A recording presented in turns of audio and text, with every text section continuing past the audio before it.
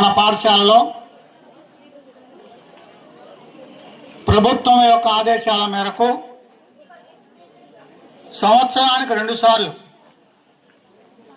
ఈ విద్యా సంవత్సరంలో మొదటిసారి 4.0 మెగా పేరెంట్ టీచర్స్ మీటింగ్ జరుపుకుంటా ఉన్నాము. ఈ సమావేశానికి విచ్చేసినటువంటి మరి పేరెంట్స్ అందరికి కూడాను స్వాగతం, సుస్వాగతం. అదేవిధంగా మన యొక్క విద్యా కమిటీ చైర్మన్ విజయబాబు గారు, వైస్ చైర్మన్ మరి శివనాగలక్ష్మి తిరుపతమ్మ గారు, అలాగే సభ్యులందరికీ కూడాను స్వాగతం, సుస్వాగతం. మన పాఠశాల ప్రధానోపాధ్యాయుల వారికి చిన్నారులకు ఆశీస్సులు తెలియజేస్తున్నాను. ఈ విశిష్ట కార్యక్రమానికి విచ్చేసిన ముఖ్య అతిథులుగా వచ్చిన మా చిన్నారుల యొక్క తల్లిదండ్రులకి, మా పాఠశాల ఉపాధ్యాయులకు, పెద్దలందరికీ నమస్కారాలు తెలియజేస్తున్నానండి. ఈ సందర్భంగా మనం మాట్లాడుకోవాల్సిన ముఖ్య విషయాలు చాలా ఉన్నాయి. ఏంటంటే, మీరేమో పిల్లల తల్లిదండ్రులు, పిల్లలు మా దగ్గర 9 గంటల నుంచి సాయంత్రం 4 గంటల వరకు ఇక్కడ ఉంటారు. మేము ఇక్కడ మా పాఠశాలలో పిల్లలందరికీ ఏవేవి చదవాలి అనేది చెప్తూ విషయాలన్నిటినీ విశదపరుస్తాం. ఆ పనిని మిగిలిన పని ఇంకోటి ఉంది, ఏంటంటే దాన్ని రాయడం, చదవడం. ఆ పని ఇంటి దగ్గర జరగాలి. ఆ పని సవ్యంగా జరిగితే పిల్లలు సర్వతోముఖంగా అభివృద్ధి చెందుతారు.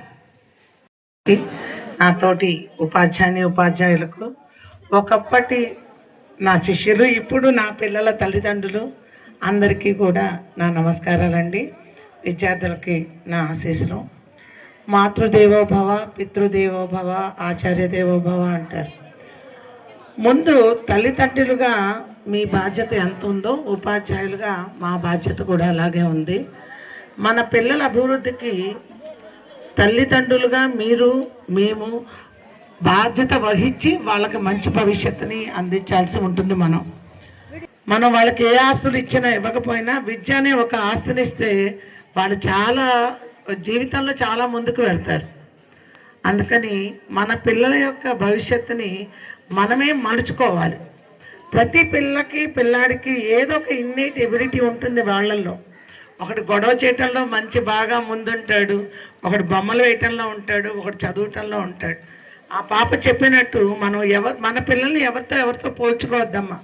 మన పిల్లలకి ఎంతవరకు వస్తుంది, వాడు కష్టపడుతున్నాడా లేదా, అది ఆలోచించుకోండి. పక్క పిల్లలతో పోల్చొద్దు. మీ బాధ్యతను కూడా మీరు నిర్వహించండి.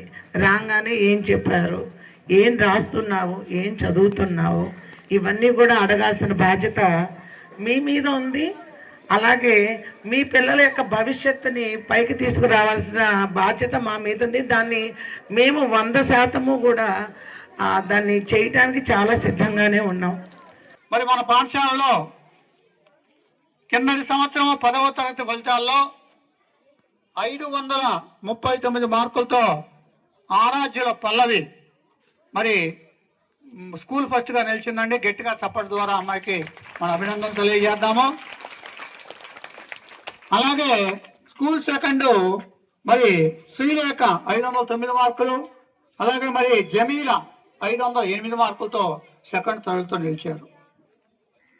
మరి పల్లవికి మన వేమూరు మండల స్థాయిలో షైనింగ్ స్టార్ అవార్డు మొన్నే వచ్చింది. 20,000 రూపాయలతో ప్రభుత్వం వారు ఆమెని సత్కరించారు. అది ఆ ఫోటో కూడా ఎక్కడే కనిపిస్తా ఉంది. గట్టిగా చెప్పడం ద్వారా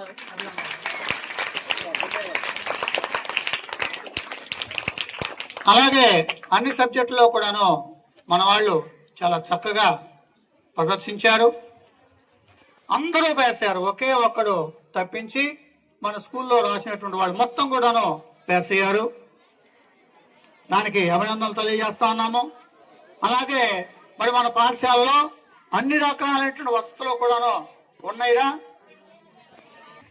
మన స్టాఫ్ యొక్క విషయానికి వస్తే ఒక వ్యవస్థ నడవాలి అంటే దానికి పైన నేను చేసేటటువంటి పని దగ్గర నుంచి అన్ని రకాల వాళ్ళకు సమన్వయం ఉంటేనే ఈ పాఠశాల సమన్వయంతో చక్కగా నడుచుద్ది. నేను వచ్చినటువంటి పేరెంట్స్ కోరేది ఏంటంటే, మీరు తరచుగా పాఠశాలకు రండి. మనం ఎన్ని లక్షల రూపాయలు, ఎన్ని కోట్ల రూపాయలు ఇచ్చినా కూడాను అవి ఉండొచ్చు, ఉండకపోవచ్చు, ప్రయోజకులు కాకపోతే సంవత్సరంలోనే పోవచ్చు. కానీ మనం ఈ కాలంలో, ఈ సమయంలో వాళ్ళకి సరైనటువంటి నడవడికగా మనం నడిపినట్టయితే జీవితంలో వాళ్ళు ఉన్నత శిఖరాలకి ఎదగడానికి అవకాశం ఉంటుంది. వాడు కనుక సరైన మార్గంలో లేకపోతే మన నెత్తినే కూర్చొని డ్యాన్స్ చేస్తాడు. మనకే ఎందుకురా బాబు ఈ కష్టం వచ్చింది, ఎందుకు పుట్టాడు అనే పరిస్థితికి వచ్చేస్తాయి. కాబట్టి నాకు కుదిరింది, కుదరలేదు అనకుండా ఇది చాలా చాలా కీలకమైనటువంటి సమయం. ఆ సమయంలో మరి తప్పనిసరిగా మీరు విద్యార్థుల పట్ల శ్రద్ధ తీసుకోవాలి. ఏం చేస్తున్నారో చూడాలా. మా వాడు స్కూల్కి వస్తున్నాడు, ప్రైవేట్కి వెళ్తున్నాడు, నాకు ఎక్కడ కనపడుతున్నాడు అని మాటలు ఏమి సాగవు. మన పిల్లోడు భవిష్యత్తు మనమే చూసుకోవాలా. ఎవ్వరు చూడరు. స్కూల్లో చూసేది మేము కొంతే, ట్యూషన్లో చూసేది కొంతే. మొత్తం మీ చేతుల్లోనే ఉంటుంది. వాడు ఎటు వెళ్తున్నా కూడా వాడిని ఎప్పుడూ కూడా ట్రాక్ చేస్తూ ఉండాలి, ఏ మార్గంలో వెళ్తాడనేది. అదే ప్రకారంగా మరి మీరు మరి తల్లిదండ్రుల తర్వాత వాళ్ళ యొక్క బాగోగులు మేమే చూసేది. మా పిల్లలతో పాటుగా చూసుకుంటూ ఉంటాము. మా పాఠశాలలో మంచి సిబ్బంది ఉన్నారు.